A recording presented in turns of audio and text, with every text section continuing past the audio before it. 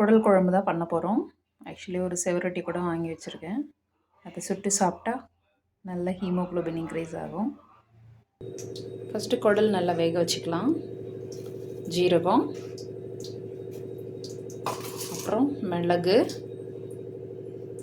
அப்புறம் மஞ்சள் பொடி, பச்சை மிளகாய் இதெல்லாம் போட்டு ஃபஸ்ட்டு சால்ட் போட்டு வேக வச்சுக்கணும். இஞ்சி, பூண்டு, வரமிளகாய், சோம்பு, கசகசா, பட்டை, கிராம்பு எல்லாம் போட்டு வணக்கிக்கலாம். அதில் கருவேப்பிலை போட்டுக்கலாம். இதை வணக்கி மிக்சியில் போட்டு அரைச்சிக்கலாம். இது எல்லாத்தையும் அரைச்சிக்கலாம். தேங்காய், பட்டை, சோம்பு அரைச்சிக்கலாம். பொட்டுக்கல்ல வந்து கொஞ்சம் லைட்டாக அந்த கிரேவி திக்னஸ் வர்றதுக்காக. குடல் வந்து தாளிச்சிக்கலாம். எண்ணெய் ஊற்றிட்டேன். வெங்காயம் போட்டுக்கலாம்.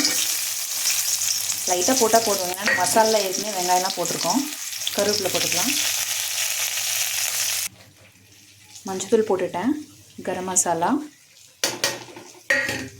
அப்புறம் அரைச்சி வச்ச மசாலா சேர்த்துக்கலாம்.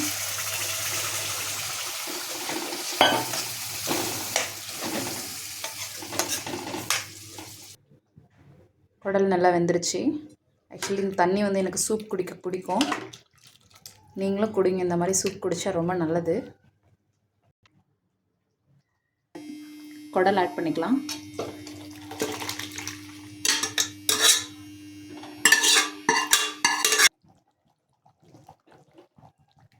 நல்லா கொதிச்சுட்டு இருக்கு. இப்போ வந்து தேங்காய் பட்டை சோம்பு ஆட் பண்ணிக்கலாம்.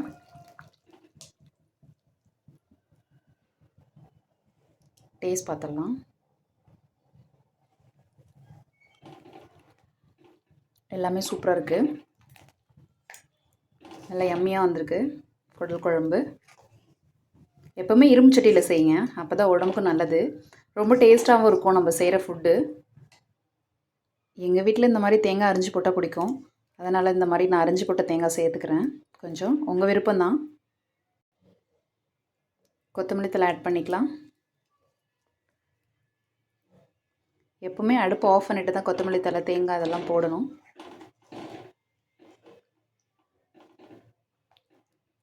குடல் குழம்பு ரெடி.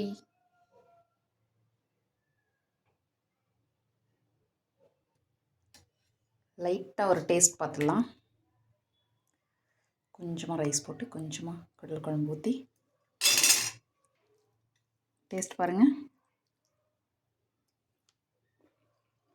எப்படி இருக்குது. சூப்பராக்கா. தேங்க்ஸ். ஆனால் இந்த சூப்பு தாங்க செம்ம டேஸ்ட்டு.